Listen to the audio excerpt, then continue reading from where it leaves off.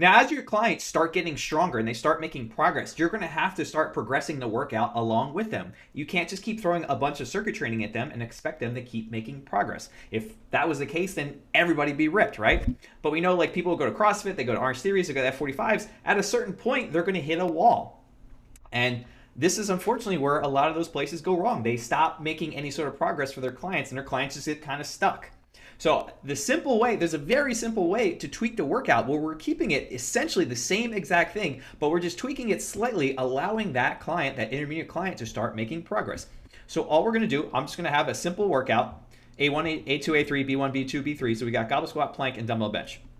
So the only tweak that I'm going to make for the intermediate client is I'm going to start introducing the concept of a focus lift for the day. And typically it's going to be squat, bench, and deadlift because they allow you to get really fucking strong. You can put a ton of weight on them, and progressing them is very simple. You can go as low as 5 pounds, and even if you invest in some fractional plates, you can go even lower incrementally. You can add 1 pound a week.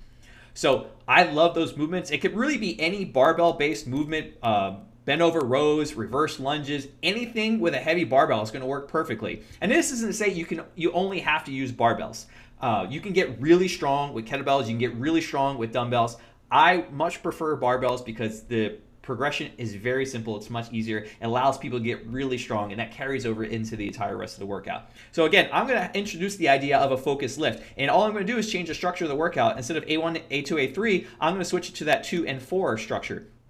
So I'm going to have A1 and A2, and then B1, B2, B3, B4. Or you could do also B1, B2, and then C1, C2. That would be a very viable option. But the really imperative thing is to have this first superset only, and have that first focus lift in there, that important focus lift. So goblet squat, we can easily switch that to a front squat or back squat. Totally fine. Either one is fine. And so now we have the same exact workout as before: goblet squat, plank, dumbbell bench, single leg deadlift, dumbbell row, powerlift press. And we've got it. Now we've got front squat, plank, dumbbell bench, single leg deadlift, dumbbell row, powerlift press. Same exact workout. Now it's tweaked just a little bit for that different client. And I've got a little bit of advanced progression scheme here, which I'm going to talk about in an upcoming chapter. But again, all I've done is introduce the idea of that focus lift, and now I've superset just that focus lift with a relatively low level exercise to pair it up, because it's going to force them to rest a little bit longer. And when it comes to rest, for lower body exercises, I want clients to rest at least 2 minutes, upwards of 5 minutes. It's usually going to be in that 2 to 3 minute mark. And for upper body exercises, 2 to 3 minutes I think is a really good option too. I mean, really for clients, they can rest pretty much 2 minutes when they're doing their upper body exercises.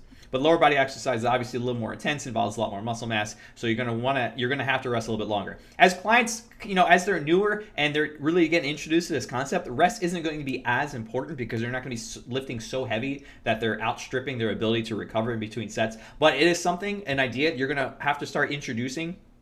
So generally, I'll recommend just introducing the idea, telling them that they're going to have to rest. But you can just opt for the option of just doing front squats and then having them hold a plank, and then tell them to grab some water after their planks and then go into the next set from there. But again, at some point, you're going to have to start introducing the idea that they have to rest if they're recovered properly for their upcoming sets. And this is an idea of just a lower body kind of focus day. I'll give you a very simple upper body focus day. So we've got incline barbell bench,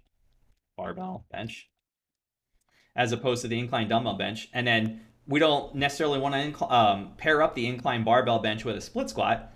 You can do that. I just wouldn't recommend that, because then you're getting pretty tired. You're working your legs pretty hard and your upper body pretty hard, and it's not really the effect that we're looking for, because we want to focus primarily on strength with these focused lifts. So instead of split squat, we can I put plank here. We can put the reverse crunch over here, and then just put the split squat down here. And then we just shift this to a B1, and let's just say this is B2, B2, B3, B4. And honestly, I'd probably switch the RDLs to, I'd switch these ones, metal rows and RDLs. Let's do that. Just because I don't want to do a leg exercise right into another leg exercise. I think it makes a little bit more sense to go lower body, upper body, lower body, upper body / core.